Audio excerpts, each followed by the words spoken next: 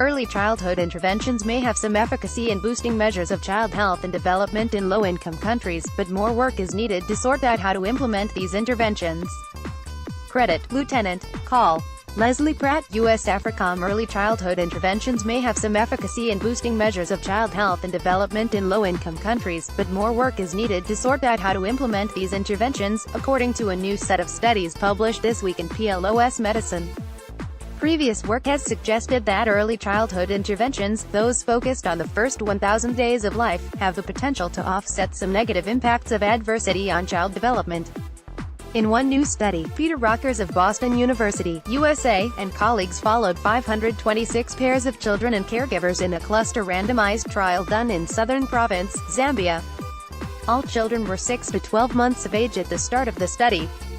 258 pairs received no intervention, while the other 268 were visited twice a month by a child development agent, to monitor the child's health, and invited to attend twice-monthly parenting group meetings, where they learned a diverse parenting curriculum. After 2 years, children who had been in the intervention group were less likely to show signs of stunting and scored higher on measures of language, but the intervention did not significantly impact cognition, motor skills, or adaptive behavior. In settings like Zambia, where optimal child nutrition and stimulation are often lacking, parenting groups hold promise for improving child health and welfare, the authors say.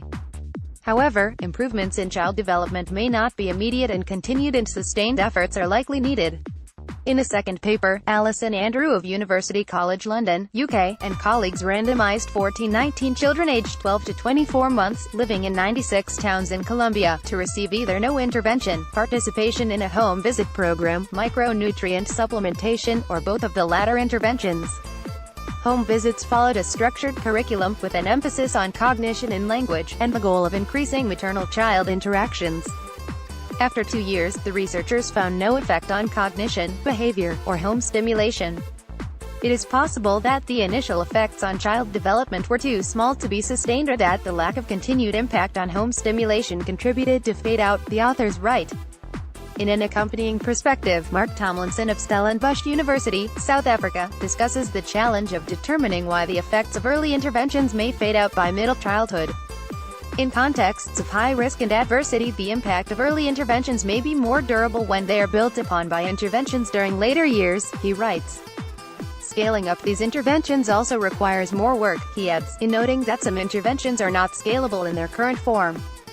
Looking to the future, the early childhood development field requires rigorous implementation science research that examines the best models. To achieve impact, explore further self-regulation interventions beneficial for children. More information: Rockers, P.C., Zanolini A., Banda B., Chapelium, Hughes R.C., Hamer D.H., et al.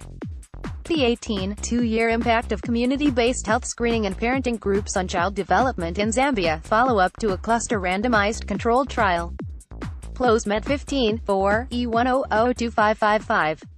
doi.org/10.1371/journal.pem.1002-555 Journal reference: PLOS Medicine, provided by Public Library of Science.